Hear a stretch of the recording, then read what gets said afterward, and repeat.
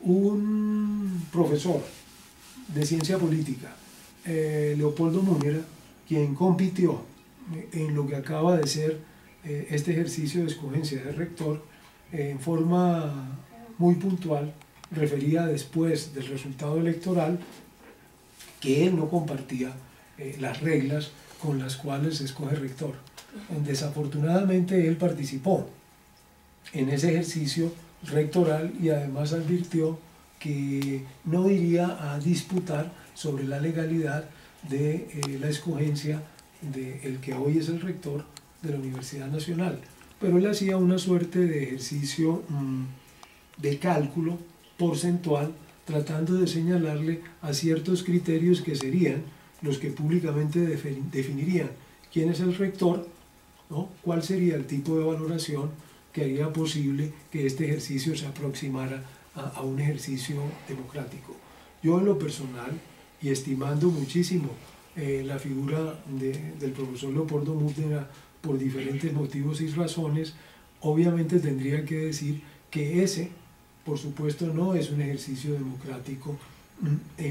ni autónomo en razón de las consideraciones que implican una y otra palabra. Pero la verdad es que en pocos lugares de la tierra, y en concreto en el campo de la educación superior, son poquísimos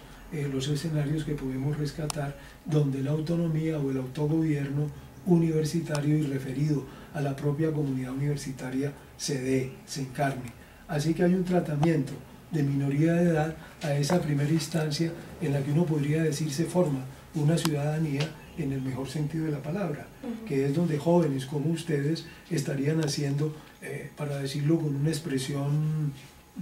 muy corriente, los pinitos en la construcción precisamente de un sujeto político donde la ciudadanía es una condición sin la cual no podemos pensar ese ejercicio político. Así que la enseñanza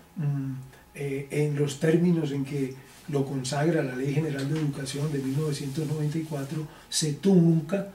por ese modo de entender el gobierno de las universidades y esa inmensa sospecha y ese mar de duda que se tiene en la idea de suponer que son escenarios subversivos, que son lugares en los que los grupos, digamos, que optan por acciones ilegales o que contravienen el orden establecido según sea la orilla en la que uno se ubique, no se detienen a pensar que precisamente una de las razones para que ese tipo de fenómenos ocurran es el que estamos comentando. Sí, que haya gente que suponga que el ejercicio democrático es una charada y que la oportunidad de decidir colectivamente sobre los asuntos colectivos es una pesadilla. Así que desde mi particular perspectiva aspiraría a que ese proceso del movimiento Marcha Patriótica no esté afectado en su mero inicio por esos mismos vicios, o que si por lo menos se reconocen, efectivamente haya unas claras reglas de procedimiento democrático que en términos absolutos garanticen que los procesos de burocratización no se repitan. Y por último, me parece que sería importante también precisar, cuando mañana se esté dando esa movilización, ¿sí?, cuál es el grado de representatividad o de participación, para ser más rigurosos, que acompaña precisamente el nacimiento de esta propuesta, incluyendo la oportunidad de indagar cuál sería de la comunidad política nacional el conjunto de personas que hoy, ¿no?, adquieren una expectativa esperanzadora frente a los dramas que afectan a la izquierda que inicialmente había tomado al polo democrático alternativo como en efecto democrático y realmente alternativo. Hoy se vive esa condición dramática de caída en barrena del polo, pero por otra vía diría yo que para darle crédito a los hechos se escenifica una realidad efectiva de una pluralidad en la que, si miramos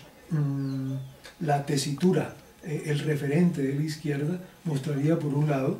la experiencia de esto que se llama el progresismo y que gobierna Bogotá con el alcalde Gustavo Petro, por el otro lado lo que es al día de hoy el polo democrático alternativo con sus tendencias y sus descensos,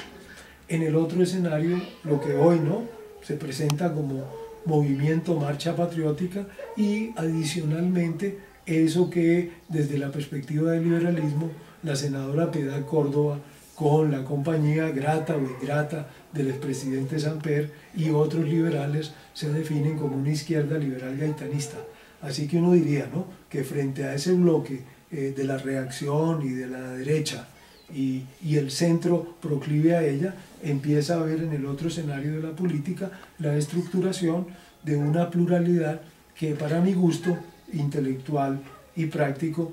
cada vez se parece más a lo que en el grupo Presidencialismo y Participación venimos auscultando desde finales de los años 90. ¿En qué medida hay en curso una revolución democrática que hace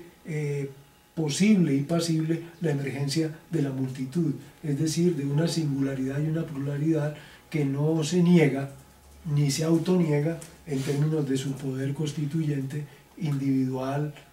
grupal y colectivamente considerado? Así que esos serían los elementos que yo podría destacar a grandes rasgos con respecto a las tres preguntas que, como el aceite 3 en 1,